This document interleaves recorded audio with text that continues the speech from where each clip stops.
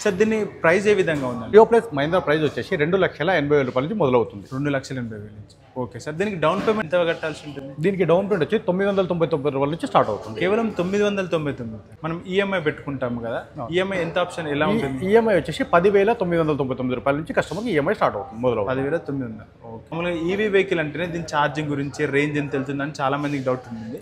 దీన్ని ఒక్కసారి ఛార్జింగ్ చేస్తే ఎన్ని కిలోమీటర్ల వరకు వెళ్తుంది సార్? మనం ఈ వెహికల్ని ఒక్కసారి ఫుల్ ఛార్జింగ్ చేస్తే మనకు 167 కిలోమీటర్లు మనకు కంపెనీ ప్రకారం ఉంది. బట్ కస్టమర్స్ నుంచి రియల్ మనకు ఫీడ్బ్యాక్ వచ్చేసి 150 కిలోమీటర్ 100% వస్తుంది. 150 కిలోమీటర్లు.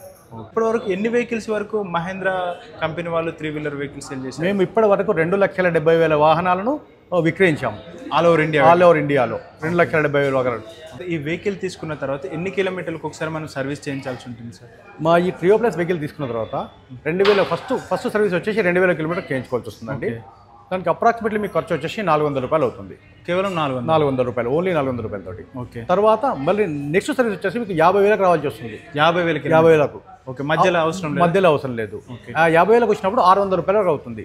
బట్ మేము కస్టమర్కి సజెస్ట్ చేసేది అంటే ప్రతి 10,000 కిలోమీటర్కి ఒకసారి వచ్చి బండిని చెక్ చేసుకొని వెళ్ళండి. అప్పుడు ఏం ఖర్చు ఉండదు. జస్ట్ ఎందుకంటే బ్రేక్స్ చిన్న ఏదైనా మైనర్ ఉంటే వచ్చి ప్రతి 10,000 కిలోమీటర్ ఒకసారి చెక్ చేయించుకోండి.